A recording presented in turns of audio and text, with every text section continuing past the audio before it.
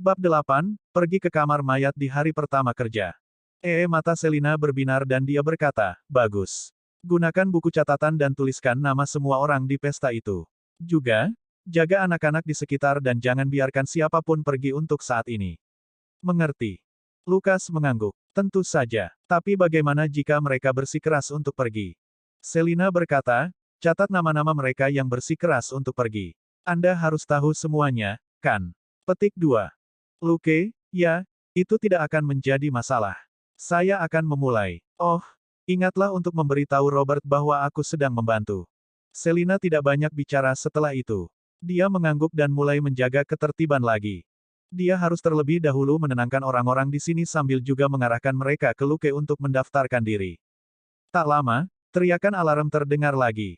Tak lama kemudian, sebuah tandu yang membawa jenazah berbalut kain putih dibawa ke ambulans. Terbukti, gadis Michelle sudah meninggal.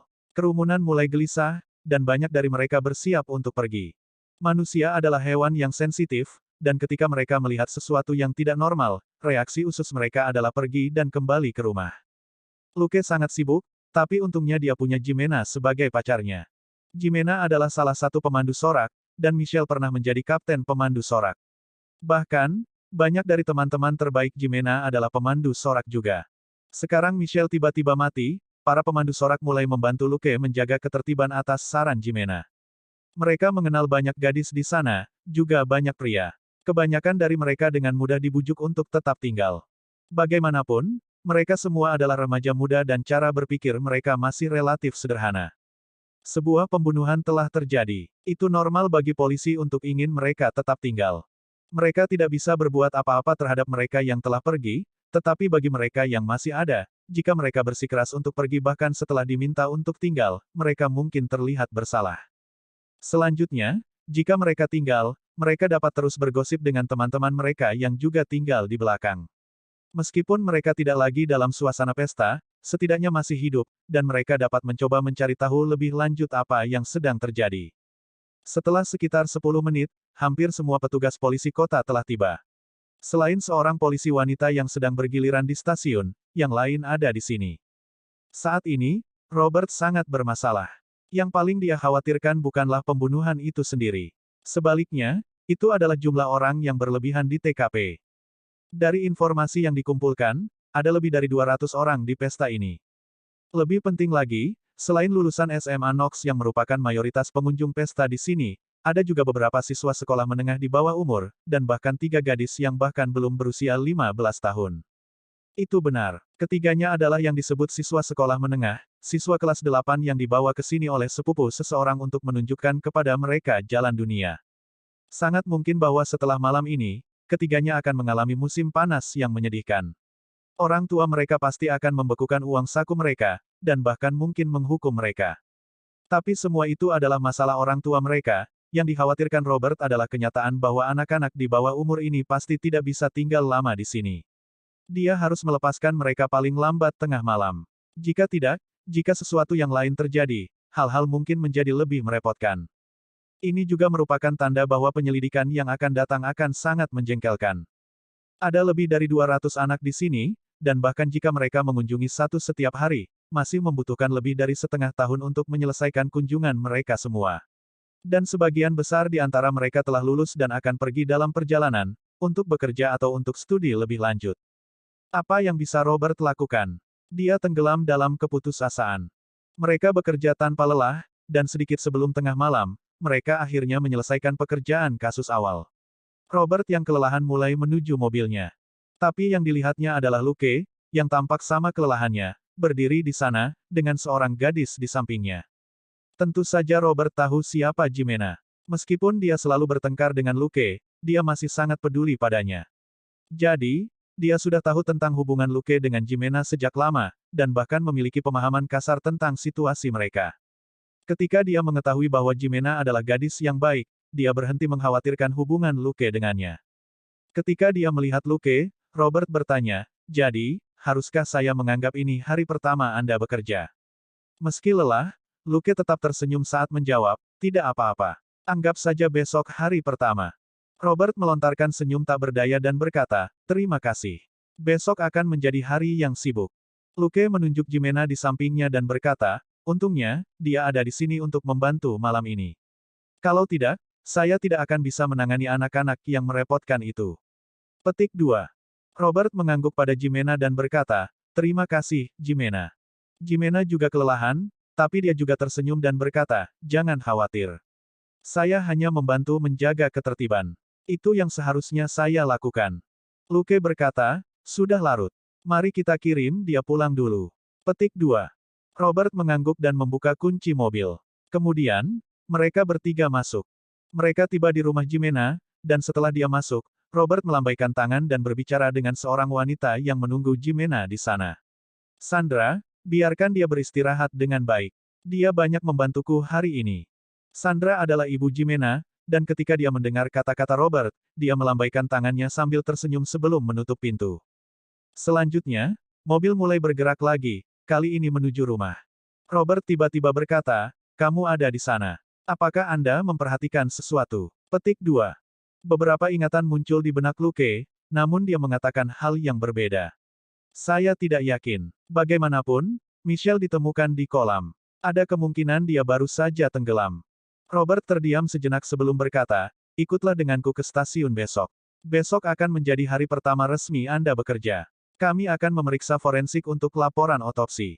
Beberapa saat kemudian, Luke berkata, pergi ke kamar mayat pada hari pertama saya bekerja. Kau benar-benar menjagaku dengan baik. Robert tertawa. Berat, itu adalah tempat yang akan kamu kunjungi cepat atau lambat sebagai seorang polisi. Kamu harus membiasakannya. Luke menghela napas, menurunkan kursinya agar bisa duduk dengan posisi yang lebih nyaman, lalu berkata, ada pepatah yang mengatakan bahwa pekerjaan itu seperti pemerkosaan, jika Anda tidak bisa menahannya, sebaiknya Anda memejamkan mata dan menikmatinya. Petik 2. Ketika Robert mendengar itu, dia tertawa terbahak-bahak sebelum berkata, haha, aku benar, kamu memang alami di pekerjaan polisi.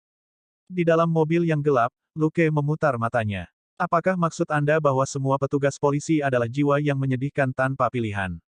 Itu menyebabkan Robert tersedak tawanya dan berhenti. Beberapa saat kemudian, dia menjadi marah karena terhina. Baiklah, sekarang aku merasa kamu seharusnya menjadi pengacara. Mulutmu sama beracunnya dengan mulut mereka. Luke menjawab, saya berharap, dan tenggelam dalam keheningan. Pertama, tidak diketahui apakah dia benar-benar bisa masuk ke sekolah hukum.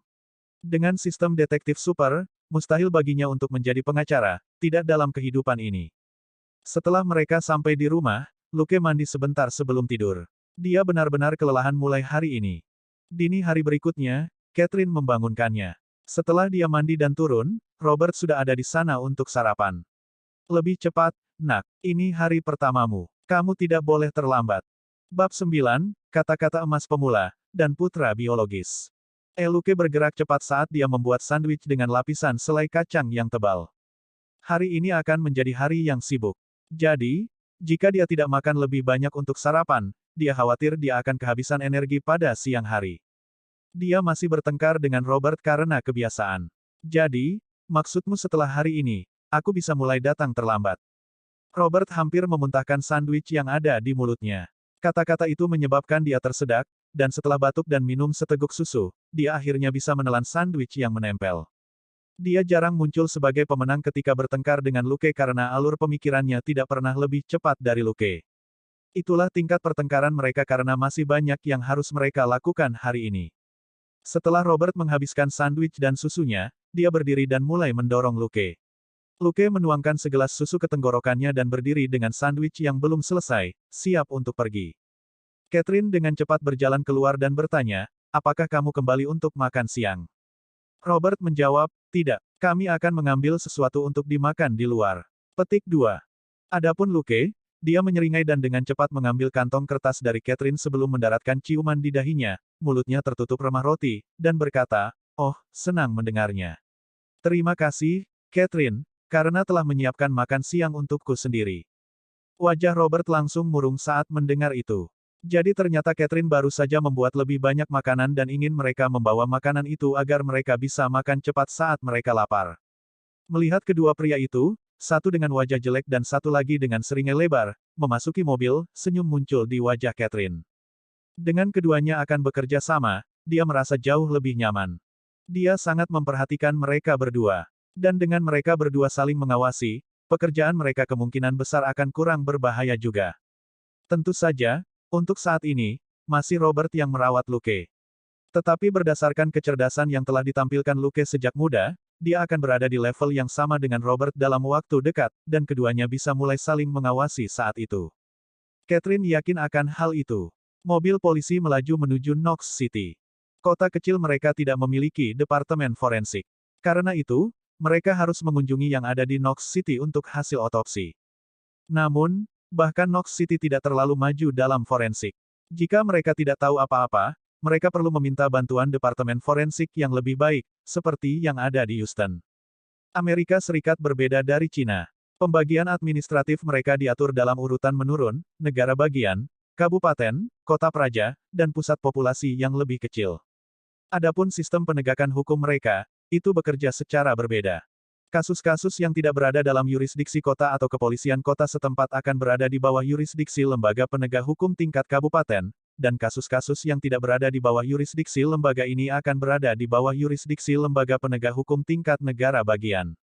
Selain itu, Departemen Kepolisian Kota setempat mereka tidak berada di bawah Departemen Kepolisian Kota, juga tidak di bawah Departemen Kepolisian tingkat kabupaten. Sebaliknya, Departemen Kepolisian mereka, atau lebih tepatnya, Departemen Serif mereka, menjawab langsung kepada warga setempat, sementara gaji anggota Departemen Serif dibayar dari anggaran administrasi kota. Jadi, situasi di mana lembaga penegak hukum yang berbeda akan saling merebut kasus yang cukup umum di sini. Bagaimanapun, berbagai lembaga penegak hukum di seluruh negeri adalah entitas independen yang tidak tunduk satu sama lain. Bahkan ketika agen-agen FBI melakukan penyelidikan mereka, kepolisian setempat sering kali berprasangka buruk terhadap mereka, merasa seolah-olah FBI mencoba ikut campur dalam kasus mereka. Karena Departemen Kepolisian setempat bertanggung jawab atas kota, mereka lebih suka menyelesaikan kasus mereka sendiri. Kecuali jika mereka tidak dapat menyelesaikan suatu kasus atau jika kasusnya terlalu besar untuk ditangani, mereka tidak akan pernah menyerahkan kasus tersebut ke lembaga penegak hukum yang berbeda, tidak peduli apakah itu FBI atau Departemen Kepolisian lainnya. Alasan Robert terburu-buru untuk melihat laporan otopsi di Knox City adalah agar dia dapat dengan cepat menentukan sifat kasus ini. Jika gadis itu tenggelam, Departemen Kepolisian tidak akan lagi berurusan dengan itu. Dan jika itu benar-benar pembunuhan, dia harus menyelesaikan kasus ini secepat mungkin. Sudah bertahun-tahun sejak pembunuhan terjadi di kota mereka. Kali ini, yang tewas adalah putri seorang warga setempat. Karena itu, mereka harus menangani kasus ini dengan serius. Hanya dengan menyelesaikan kasus ini secepat mungkin, mereka dapat membuktikan bahwa departemen mereka tidak menerima bayaran secara cuma-cuma. Mereka melaju kencang, dan dalam waktu kurang dari 1 jam, mereka tiba di Departemen Kepolisian Knox City. Departemen forensik tidak berada di dalam departemen. Sebaliknya, itu terletak di gedung 4 lantai di sebelah departemen.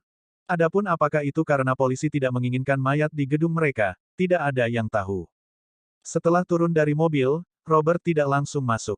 Sebaliknya, dia menatap Luke. Apakah kamu tahu apa yang perlu kamu perhatikan sebagai perwira baru? Luke tenggelam dalam pikirannya sejenak sebelum berkata, dengarkan lebih banyak, bicara lebih sedikit, dan jangan sentuh apapun. Robert menjawab, dari mana Anda mendengar itu?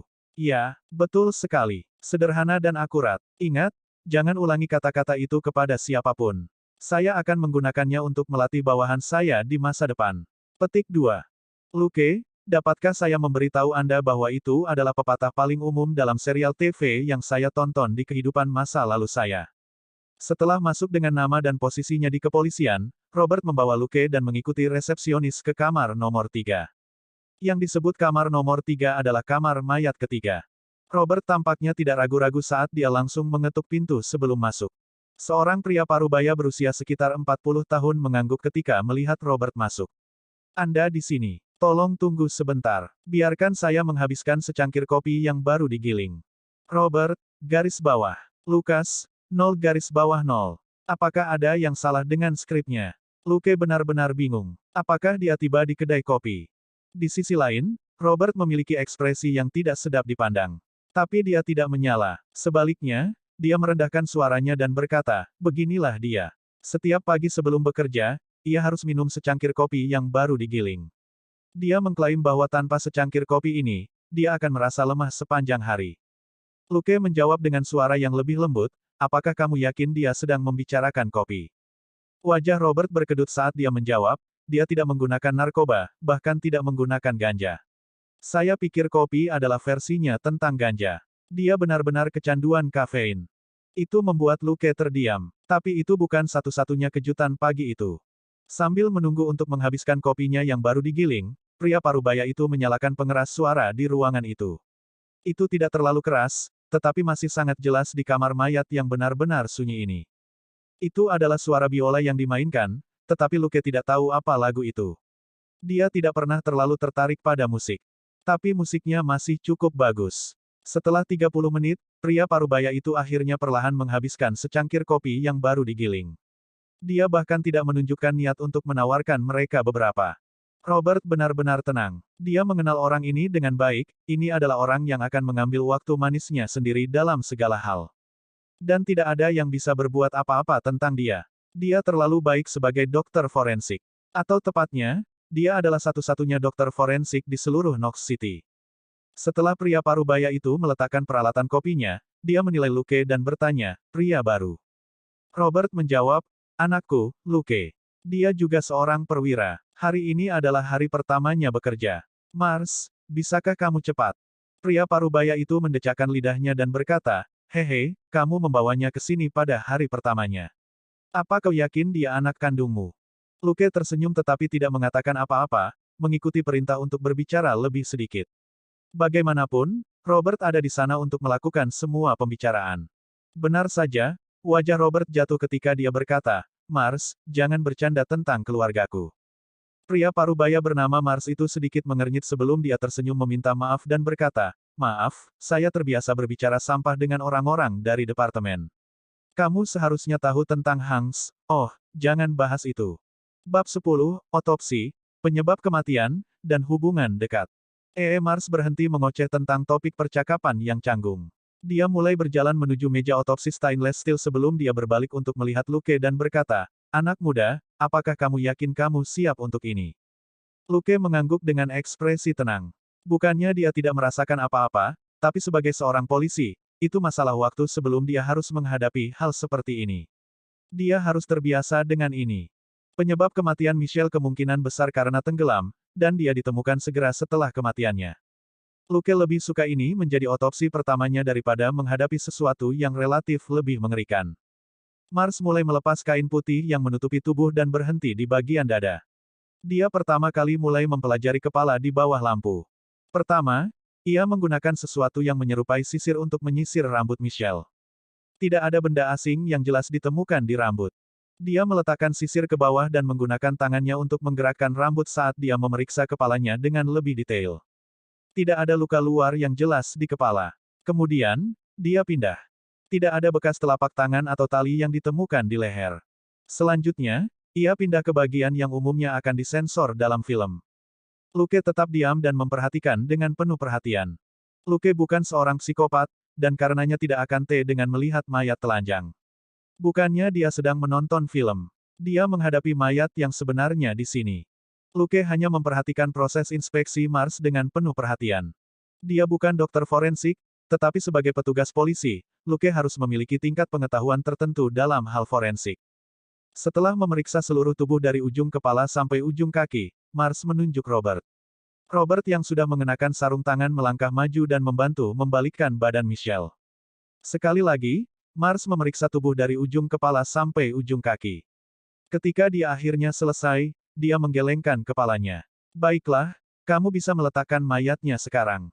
Tidak ada cedera eksternal yang jelas ditemukan. Petik 2. Robert meletakkan mayat itu dan berkata, bisakah Anda memeriksa apakah dia melakukan aktivitas ual sebelum kematiannya? Mars melirik Luke sebelum bertanya, kamu yakin? Robert menjawab, ya, tapi dia segera berbalik dan menghadap Luke. Berdiri di sana. Luke tidak mengatakan apa-apa dan perlahan berdiri di tempat baru. Di tempat baru ini, dia menghadap kepala Michelle. Jelas, Robert masih lebih peduli daripada membiarkannya. Mars mulai bekerja, dan setelah beberapa saat, dia mengangkat kepalanya dan berkata, almarhum melakukan hubungan ual sebelum kematian, dan sejumlah besar tertinggal. Robert memutar bola matanya. Prioritaskan menemukan milik siapa itu. Apakah Anda dapat menentukan penyebab kematian? Petik 2. Mars menjawab, tolong tunggu sebentar. Dia mengerjakan mayat itu lagi, dan tak lama setelah itu, dia berkata, matikan. Robert mengangkat alis tetapi tidak mengatakan apa-apa. Mars meliriknya dan menambahkan, namun, tidak ada air di paru-parunya. Karena itu, dia tidak tenggelam. Hehe, kamu akan sibuk sekarang. Petik 2. Robert menghela napas tak berdaya. Secara umum, dari beberapa penyebab yang menyebabkan mati lemas, tenggelam dan tersedak adalah dua skenario yang paling umum. Jika karena tersedak, pasti ada bekas tangan, atau tali atau bekas lain yang tertinggal di leher. Dan bagi mereka yang tenggelam, pasti ada air di paru-parunya. Mayat Michelle telah ditemukan di dalam air, namun tidak ada air di paru-parunya.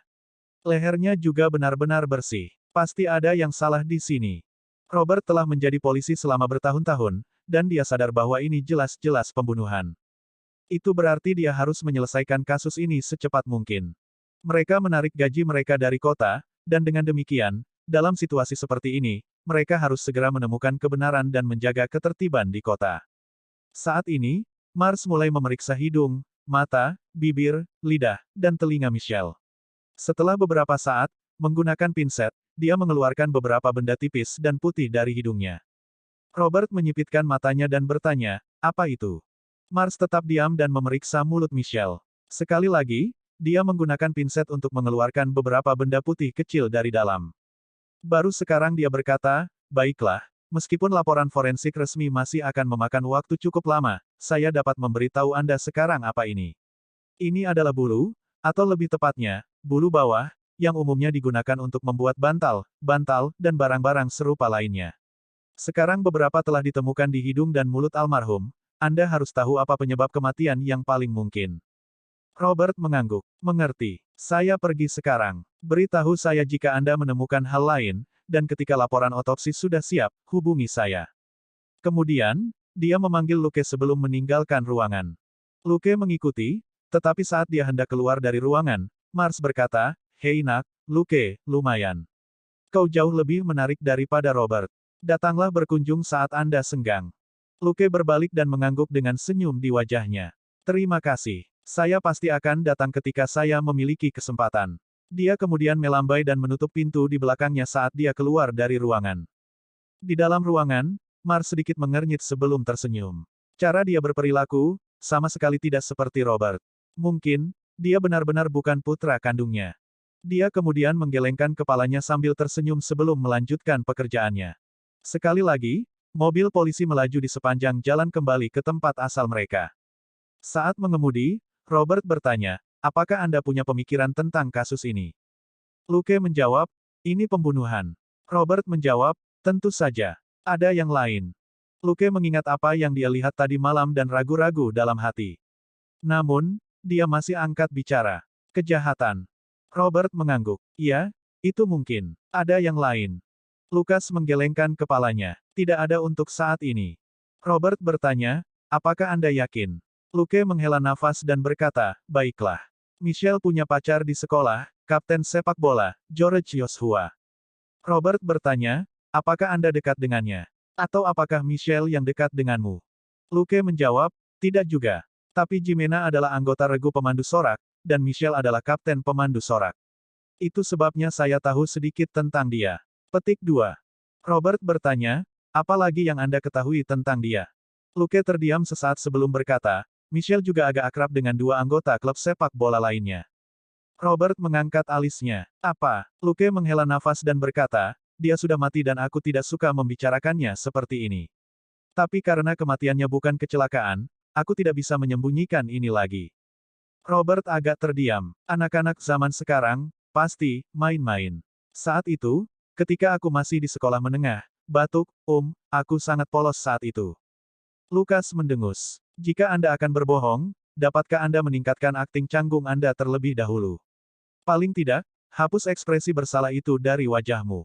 Mungkin penghinaan di mata Luke terlalu jelas, karena Robert langsung marah besar karena dipermalukan. Apa yang kamu lihat? Saya sibuk, saya harus fokus di jalan. Hah? Tunggu, aku bosnya. Kenapa aku yang jadi sopirnya? Kemudian, dia menginjak rem dan menghentikan mobil sebelum berkata, ayo, kamu mengemudi. Luke tanpa daya keluar dari mobil dan berjalan mengitarinya ke kursi pengemudi. Adapun Robert, dia pindah ke kursi penumpang.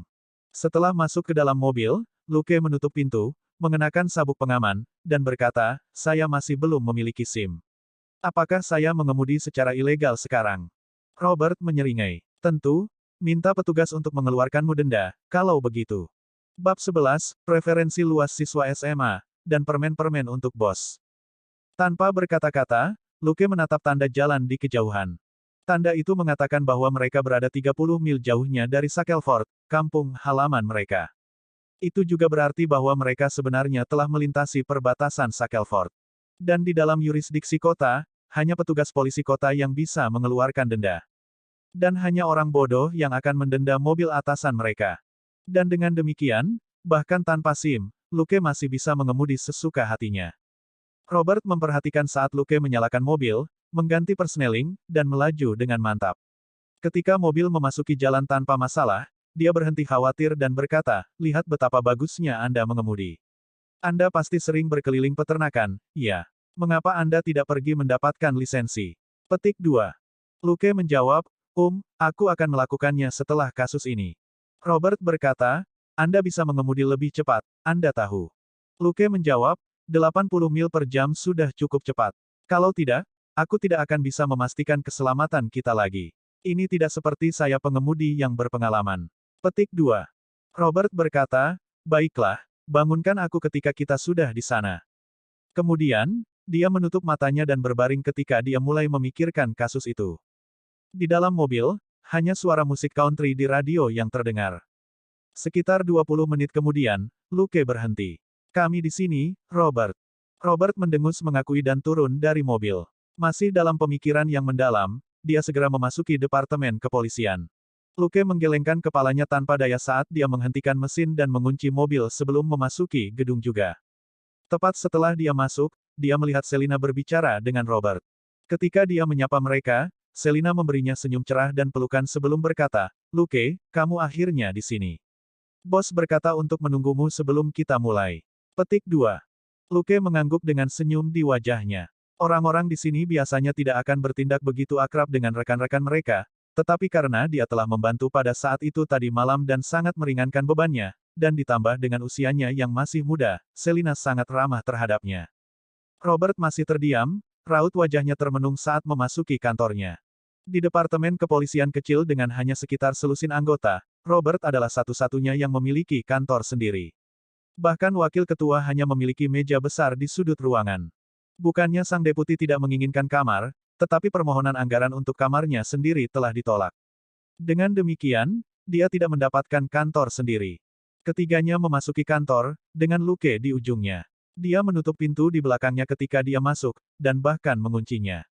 Selina, yang telah mengamatinya selama ini, bergumam pelan, anak yang sangat berhati-hati. Dia benar-benar tidak seperti kepala suku. Petik 2. Adapun Robert, sejak menyuruh Luke mengemudi, dia berperilaku seolah-olah dia sedang melamun. Setelah duduk, dia akhirnya berkata, "Luke, ulangi apa yang kamu katakan padaku, serta hasil otopsi. Apa yang bisa Lukas lakukan?" Dia sedang bekerja, dan Robert adalah atasannya. Dengan demikian, dia menurut. Luke berbicara sesingkat mungkin sambil tetap tidak mengabaikan apapun, dan dia menjelaskan segala sesuatu tentang otopsi sebelum berbicara tentang hubungan rumit Michelle sebelum kematiannya. Selina bersiul ketika dia mendengar itu. "Wow, anak-anak zaman sekarang pasti tahu cara bersenang-senang." Luke menggelengkan kepalanya dengan sungguh-sungguh dan berkata, "Tidak, itu hak istimewa yang hanya dimiliki oleh anak-anak populer di sekolah. Jika itu adalah orang yang gemuk, misalnya, dia tidak akan ikut ambil bagian, terlepas dari jenis kelaminnya." Selina sedikit mengernyit sebelum berkata, "Benar, itu benar. Tapi bagaimana hubungannya dengan kasus ini?" Luke menjawab, "Mungkin tidak ada hubungannya, tapi aku hanya memberitahumu ini agar kamu tidak berasumsi bahwa ini adalah kehidupan semua siswa sekolah menengah saat ini." Selina berbicara dengan ragu, "Benarkah?" "Luke, maksudku, penampilan seseorang akan menentukan popularitas mereka di sekolah." "Selin, Robert," setelah beberapa pembicaraan kosong, Luke akhirnya mengembalikan percakapan ke jalur yang benar. Dia memandang Robert dan bertanya, "Apakah Anda membutuhkan saya untuk memberikan penjelasan terperinci tentang dua siswa lainnya?" Robert mengangguk. Jangan khawatir. Selina adalah petugas yang berpengalaman. Dia tahu apa yang harus dikatakan dan apa yang tidak boleh dikatakan. Lukas mengangguk. Selain George Joshua, pacar resminya, Michelle juga dekat dengan Boris Pepe dan Lorde Terry, keduanya anggota klub sepak bola. Oh, Boris adalah penjaga ofensif sementara Lorde adalah quarterback. Petik 2. Selina mendecakkan lidahnya dan berkata, Michelle ini, pasti memiliki preferensi yang luas. Luke dibuat terdiam. Apa yang bisa dia katakan? Keduanya, bersama sang kapten, George, yang memainkan posisi akhir yang ketat, menyerupai kumpulan posisi utama klub di telapak tangan Michelle. Boris, penjaga ofensif, adalah orang Latin, dan kokoh seperti tembok. Adapun penampilannya, dia terlihat agak kasar. Adapun Lorde, dia adalah anak kulit putih yang tampan, dan sebagai quarterback, dia ramping dan atletis. Dia memiliki nilai bagus juga. Adapun George, dia mirip dengan rata-rata dari keduanya, kokoh tetapi tidak sekuat penjaga ofensif, dan tampan tetapi tidak berlebihan. Bisa dibilang ketiganya memiliki gaya yang sama sekali berbeda, dan ketiganya mesra dengan Michelle. Robert merenung sebentar sebelum berdiri. Ayo pergi. Kami akan mengunjungi George. Ketiganya pergi, dan karena Luke paling dekat dengan pintu, dia membukakan pintu untuk mereka. Itu menyebabkan Selina menatapnya dengan heran.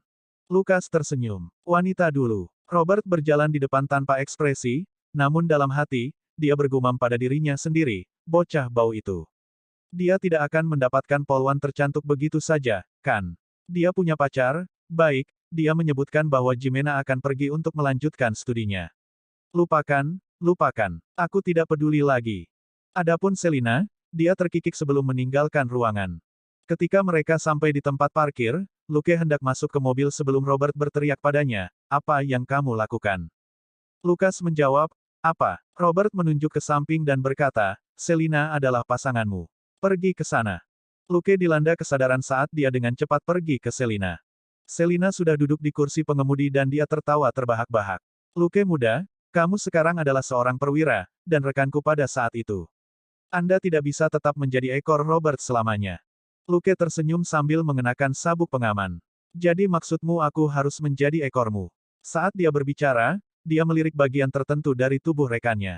Selina, Robert benar. Anda terlihat jujur, tetapi Anda sangat licik di dalam. Petik 2. Luke berkata, apakah Anda yakin itu kata-kata Robert? Menghadapi pertanyaan yang sama sekali tanpa emosi ini, Selina terdiam lagi.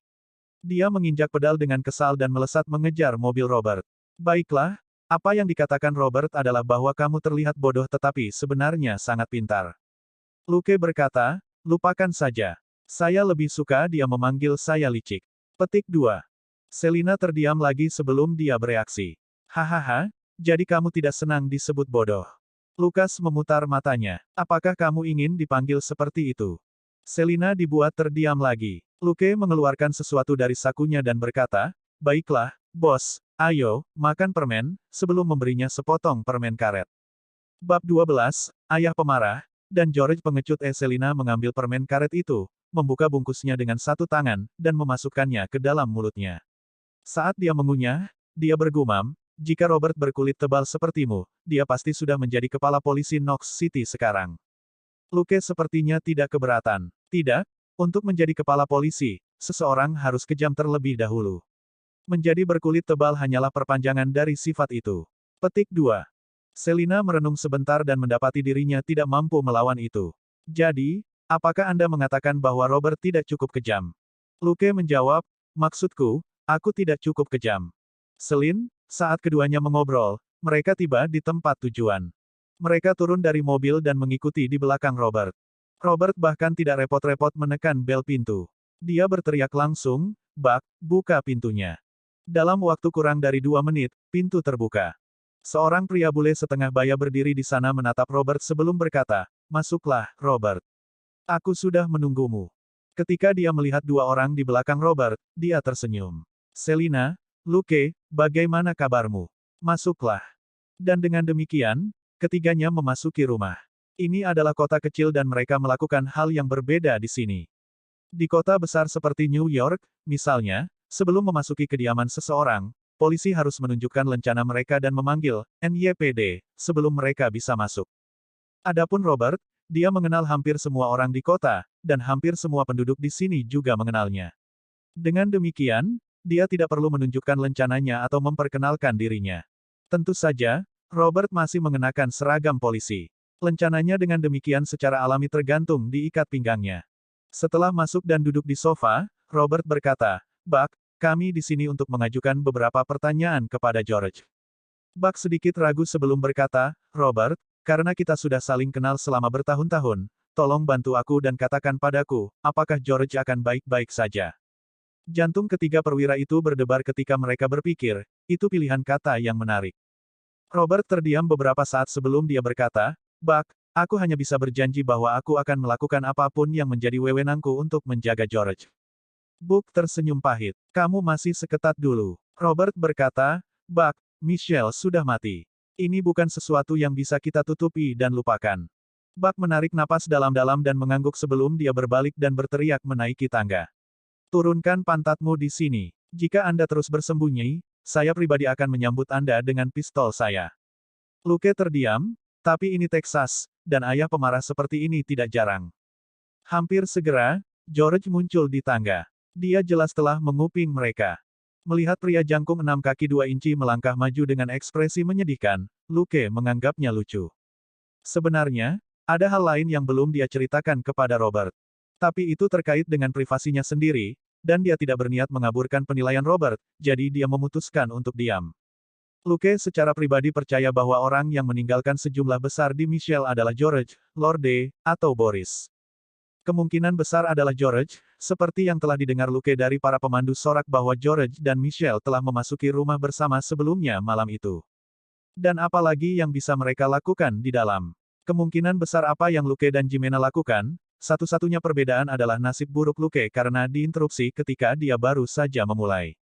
Tapi Luke tidak mengira George lah yang membunuh Michelle. Paling tidak, dia adalah tersangka yang paling tidak mencurigakan. Itu karena Luke tahu bahwa George sebenarnya adalah orang yang sangat pengecut. Apalagi, George sebenarnya mengetahui hubungan Michelle dengan pria lain. Demikian pula, Michelle juga menyadari hubungan George dengan beberapa pemandu sorak lainnya. Keduanya cukup berpasangan. Laki-laki senang main-main di mana-mana, sedangkan perempuan seperti kolektor edisi khusus. Luke menyadari semua itu karena George pernah menatap Jimena, dan untuk beberapa alasan, dia bahkan dengan bodohnya memutuskan untuk mengancam Luke, menyuruhnya menyerah pada Jimena. Luke tidak mengatakan apa-apa di tempat, tetapi sepulang sekolah, dia menghalangi jalan George ketika George sedang dalam perjalanan pulang sendirian. Dalam waktu kurang dari 30 detik, George sudah memohon belas kasihan di tanah. Keduanya memiliki ukuran yang cukup berbeda. George adalah 6 kaki 2 inci dan beratnya lebih dari 220 pound.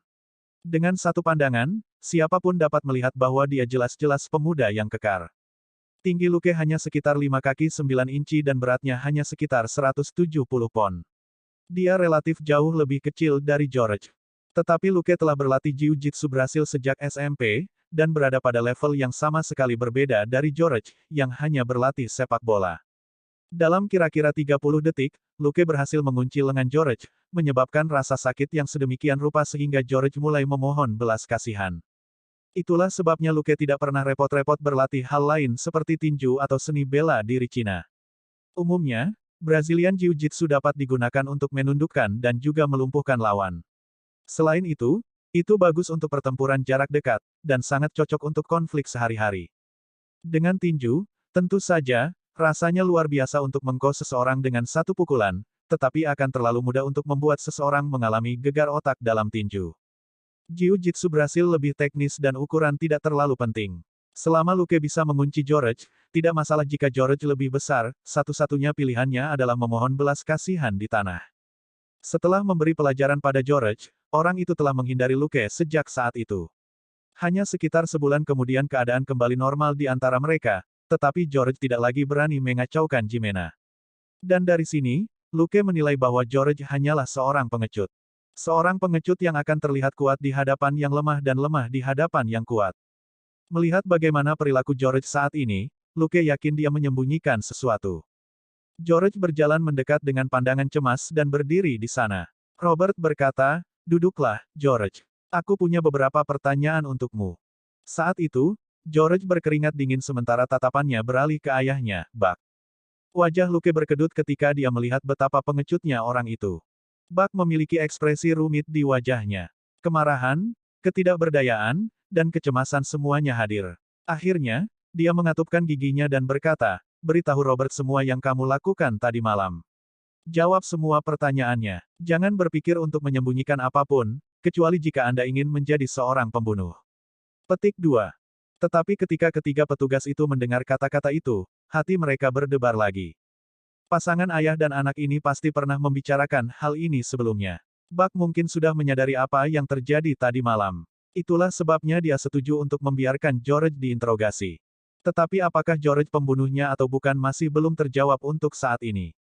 Itu cukup khas bahwa semakin seseorang mencoba menyembunyikan sesuatu, semakin banyak yang terungkap. Setelah mendengar kata-kata ayahnya, George mulai berbicara dengan wajah cemberut. Setelah dia selesai berbicara, Robert memasang ekspresi aneh di wajahnya. Adapun Selina dan Luke, mereka bertukar pandang, keduanya mengirim pesan yang berbeda dengan mata mereka. Luke merasakan dari mata Selina bahwa dia sedang memikirkan sesuatu seperti, apakah kamu masih mengklaim bahwa anak-anak di sekolahmu tidak terlalu liar? Sementara mata Luke mengatakan sesuatu seperti, itu tidak ada hubungannya denganku. Robert terus menanyai George. Adapun Luke, dia mendengarkan sambil merenungkan apa yang dikatakan George sebelumnya. George memang melakukannya dengan Michelle ketika mereka masuk ke dalam. Bagaimanapun, sejak keduanya lulus, George bahkan mencuri dan membawa sebotol tequila ayahnya. Jadi, keduanya mabuk-mabukan saat mereka melakukan perbuatan itu. Pada akhirnya, George benar-benar mabuk dan baru bangun setelah beberapa saat. Setelah bangun, dia mencoba membangunkan Michelle agar mereka bisa terus berpesta. Dia tidak bisa dibangunkan, bagaimanapun, dan ketika dia memeriksa, dia menemukan bahwa dia tidak lagi bernafas.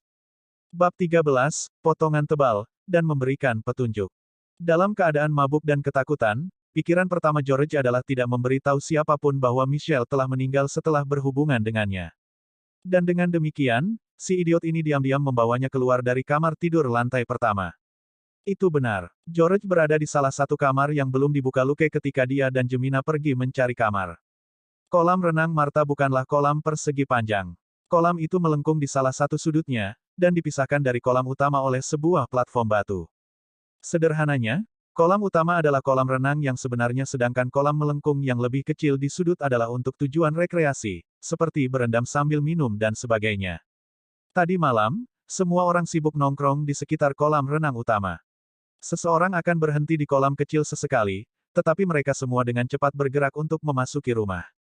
Ketika George membawa Michelle keluar, dia bertindak seolah-olah mereka masih bermesraan. Jadi, tidak ada yang terlalu memperhatikannya.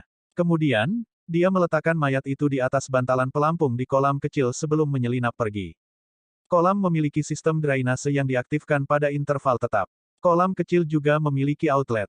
Dengan demikian, tak lama kemudian, bantalan pelampung melayang keluar dari kolam kecil bersama dengan tubuhnya. Saat itulah semua orang telah menemukannya. Adapun mengapa George melakukan itu, orang hanya bisa mengatakan bahwa dia hanyalah seorang idiot. Tidak ada satu pemikiran rasional pun yang terlintas di benaknya. Dia adalah seorang yang berotot yang menyukai olahraga dan tidak suka belajar, dan dapat dikatakan bahwa George hanya sedikit lebih pintar daripada seseorang dengan cacat belajar. Ditambah dengan fakta bahwa orang tidak berpikir jernih ketika mereka mabuk, George memutuskan untuk melakukan sesuatu yang bodoh. Robert dan Selina menyimpan pendapat mereka sendiri. Lagi pula, banyak orang akan bertindak bodoh di depan petugas polisi sebagai upaya terakhir untuk menghindari tanggung jawab atas kejahatan mereka. Tapi Luke percaya pada George. Orang ini tidak berbohong. Dia benar-benar sebodoh itu. Robert sudah selesai dengan pertanyaan-pertanyaannya. Sebagian besar jawaban yang dia terima dari George adalah, saya tidak tahu, saya tidak ingat, atau, saya tidak ingat. Berdasarkan apa yang dia katakan, tidak aneh jika dia melakukan hal seperti itu saat mabuk. Namun demikian, banyak tersangka akan menggunakan alasan seperti itu untuk mengacaukan penyelidikan polisi. Dan karena itu, alih-alih mengurangi kecurigaan padanya, dia malah meningkatkannya. Robert berdiri dan mengucapkan selamat tinggal, dan Buck menyuruh mereka pergi ke pintu. Berdiri di pintu, Buck memanggil Robert. Selina dan Luke melanjutkan ke mobil mereka sementara Robert berhenti. Buck dan Robert sudah saling kenal selama bertahun-tahun. Demi putranya, Buck pasti akan mencoba memohon keringanan hukuman. Luke dan Selina cukup bijaksana untuk memberi mereka privasi. Buck berbicara dengan ekspresi memohon. Namun, Robert hanya menggelengkan kepalanya dan menepuk bahu Buck sebelum berbalik dan masuk ke mobilnya. Buck dibiarkan berdiri di sana tanpa daya. Luke menghela nafas pelan ketika dia melihat itu. Selina meliriknya dan berkata, "Mengapa kamu menghela nafas seperti orang tua?" Luke berkata, "Seseorang tidak boleh terlalu bodoh. Jika tidak, dia akan menyusahkan dirinya sendiri dan orang yang dicintainya. Lihat saja Buck. Sikapnya yang kasar dan belak-belakan yang biasa tidak terlihat sekarang." Petik 2. Selina tenggelam dalam keheningan ketika dia mendengar itu. Karena itu, kamu belajar menjadi licik agar tidak membuat Robert khawatir. Lukas, hehe. Gadis, Anda membuatnya terdengar sangat sederhana. Bukan Robert yang mengkhawatirkanku. Sebaliknya, akulah yang mengkhawatirkan mereka. Dunia ini tidak simen yang kamu pikirkan. Ketika mereka tiba di kantor polisi, mereka bertiga memasuki kantor Robert lagi dan mengunci pintu. Kali ini Robert tidak meminta pendapat Luke. Sebaliknya, dia bertanya pada Selina, "Selina, bagaimana menurutmu?" Luke menggerutu dalam hati, "Robert, apakah kamu memerankan kembali detektif di Renji versi Amerika?" Kemudian, Selina yang cantik menjawab, "George mungkin mengatakan yang sebenarnya, tetapi kita tidak dapat sepenuhnya menghapusnya sebagai tersangka." Robert mengerti apa yang dia maksud. Dia tidak percaya semua yang dikatakan George. Dia memandang Luke dan berkata, "Bagaimana denganmu? George berasal dari sekolah Anda, dan Anda juga mengenal Michelle. Apakah Anda memperhatikan sesuatu?" Petik 2. Luke merenung sebentar dan berkata, "Robert, apakah kamu sudah memikirkannya seperti ini? Pembunuhnya tidak mencekik Michelle sampai mati, dan malah menggunakan sesuatu seperti bantal untuk mencekiknya sampai mati. Apa alasannya?" Robert segera menjawab, "Mungkin si pembunuh memiliki akal sehat dalam hal melakukan kejahatan, dan sadar bahwa meninggalkan sidik jari di belakang akan mengungkap mereka. Jadi, mereka menggunakan bantal atau yang serupa sebagai gantinya." Petik 2. Luke berkata, "Ada kemungkinan lain. Mengingat ukuran dan kekuatan fisik si pembunuh, dia memutuskan untuk menggunakan bantal daripada tangannya sendiri." Dua lainnya terdiam sebelum Selina bertanya, dan dia berbeda. Dan keduanya sangat tertarik pada hal itu. Jika bahkan Selina telah menangkapnya, maka Robert yang berpengalaman secara alami juga menangkapnya. "Apakah kamu mengatakan bahwa pembunuhnya adalah seorang wanita?" Luke menjawab, "Jika Anda ingin menyelesaikan kasus ini secepat mungkin, kita harus membuat kesimpulan yang berani. Sekarang, saya akan memberitahu Anda sesuatu yang telah saya sembunyikan sebelum ini." Petik 2. Keduanya mengerutkan kening. Luke melanjutkan, "Pada hari pembunuhan, saya berada di balkon tertentu di lantai 3 bersama Jimena. Balkon menghadap langsung ke kolam renang. Ketika kami mendengar suara bising di lantai bawah, saya melihat ke bawah dan melihat bahwa satu orang secara khusus tidak mendekati mayat itu untuk melihat apa yang sedang terjadi. Sebaliknya, orang itu menyelinap pergi diam-diam. Dan dalam laporan selanjutnya yang kami buat, nama orang ini juga tidak masuk dalam daftar tamu malam itu." Robert dan Selina langsung mengerti maksudnya. Seseorang telah berada di sana malam itu, seseorang yang tak seorang pun tahu ada di sana. Bahwa seseorang tidak melangkah maju untuk melihat apa yang sedang terjadi, dan malah menyelinap pergi diam-diam. Dan kebetulan, orang itu juga pergi dari kolam. Ada terlalu banyak kebetulan di sini. "Siapa?" Robert bertanya. "Jessica Thompson, siswa kelas 2 dari sekolah. Dia juga salah satu pemandu sorak sekolah," kata Luke. Dua lainnya saling bertukar pandang. Singkatnya, gadis ini berasal dari lingkaran sosial yang sama dengan Michelle. Selina merenung sebentar dan bertanya, "Apa hubungannya dengan George? Atau ada dendam di antara mereka? Jika mereka adalah pasangan, kemungkinan besar dia adalah pembunuhnya, dan ini adalah kejahatan. Dan jika dia memiliki dendam terhadap George, maka ini mungkin sebuah pengaturan." Lukas menggelengkan kepalanya. "Tidak, dia pernah bertengkar dengan Michelle, tapi itu belum berakhir, George. Sebaliknya, mereka memperebutkan Lorde." Petik 2. Robert dan Selina bertanya dengan kosong, "Tuan." Lukas mengangguk. "Lord adalah quarterback. Dia tampan dan atletis. Selain itu, dia cukup baik dalam studinya. Dia juga dari keluarga yang layak. Selalu ada desas-desus di antara para pemandu sorak bahwa Jessica mengejar Lorde." Robert mengerutkan kening. "Hanya rumor." Lukas mengangkat bahu. "Sejauh yang saya tahu, mereka memang tidak bersama. Tapi ada juga rumor bahwa Lorde menolak tawaran Jessica." Robert dan Selina bertukar pandang lagi. Ini membuat hal-hal menarik. Robert mulai mondar-mandir di sekitar ruangan. Setelah beberapa saat, dia menunjuk ke komputer dan berkata kepada Selina, tarik detail tentang Jessica dan Lorde. Kemudian, dia mulai mencari ruangan sebelum dia menemukan folder. Dia membuka folder dan membacanya sebentar sebelum dia mengangkat kepalanya. Selina, apakah kamu sudah selesai? Selina menjawab, saya hanya menemukan catatan sekolah mereka. Apakah Anda ingin saya membacanya? Petik 2.